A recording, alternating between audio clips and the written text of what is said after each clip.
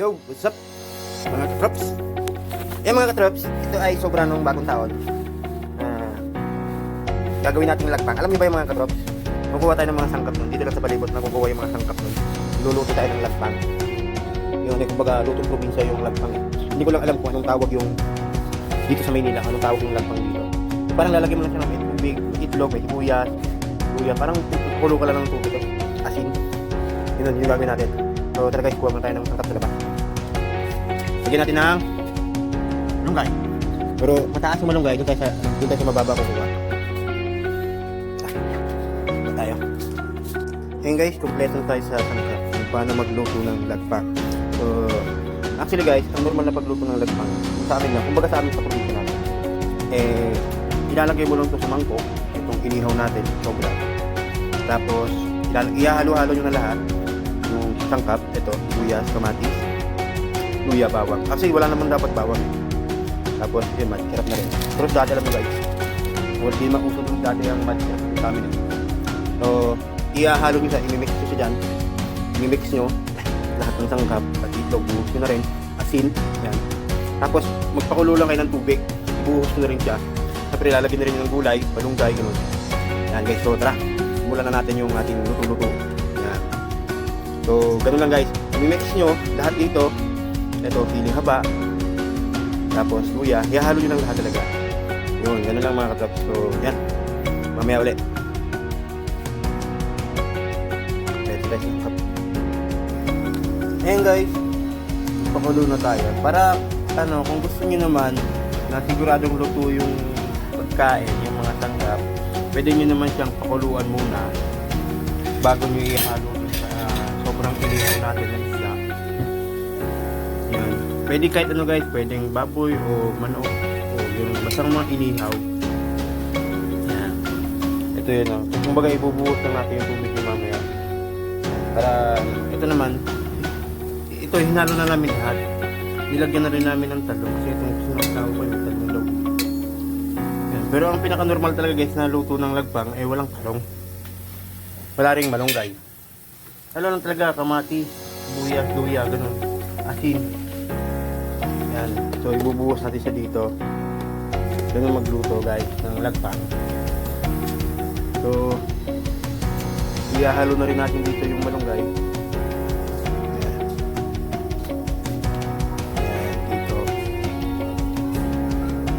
Para mas siguradong luto rin tayo, buhos na rin natin yung malunggay dyan. Sahang na. Ayan. Pero sa amin guys, ganun iba ibang pagluto ng lagpang. Talagang ilalagay mo sa mangkok.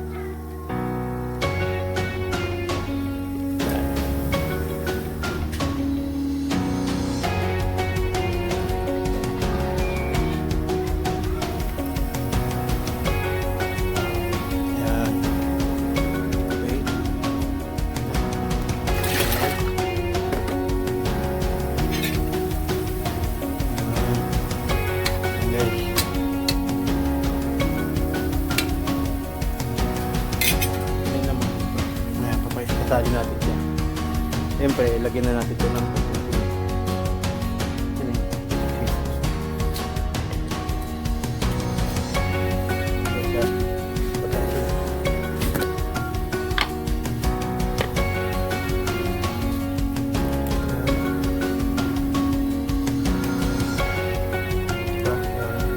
siyempre, tansyahin nyo lang yung hindi para hindi naman kumain.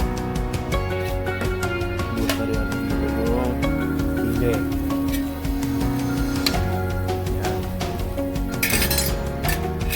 Spray. Yung itlog.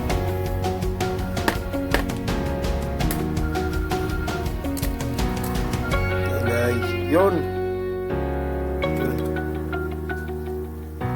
Maglagpang guys.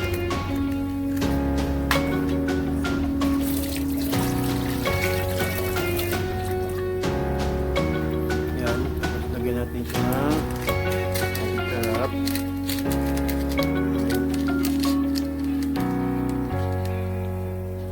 Yan.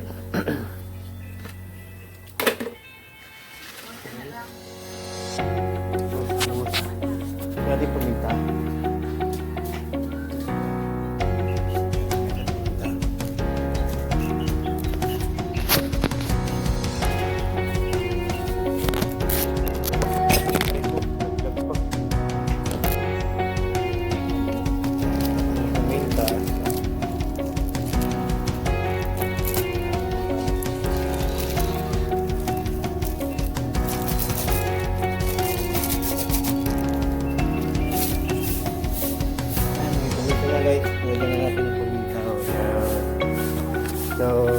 pag luto-luto na yung ano, pwede natin siya ibuhos na.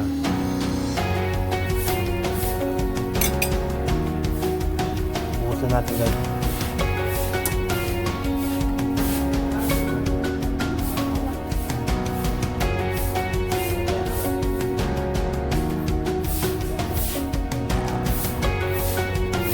Buhos na natin.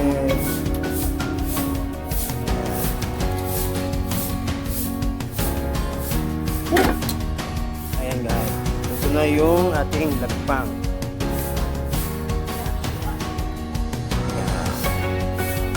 Na, ganun lang guys. Yung mga sobra-sobra natin, gawin natin mas malasa pa. Yan guys, ganun lang kasimple magluto ng lagpang. Sangkap noon ay kamatis, sibuyas, luya, yan, asin. Yun.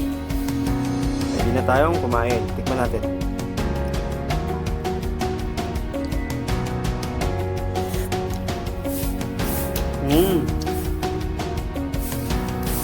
Ayan guys, mabisa rin to sa mga may hangover. Lasa. Yan. Alam niyo naman, dahil sa pandemic tayo, may virus na kumakalat, kailangan natin palakasin ng ating mga resistensya ng mga katawan para tumibay tayo pangontra sa virus. Medyo matabang, lagyan natin asin pa. Yan. Okay na. Yan. Ano na, kain na tayo. Yan guys, if you like this video, please don't forget to share, like, at i-follow na rin ako sa aking Facebook page. Mga pala, si Born to be Right, ang food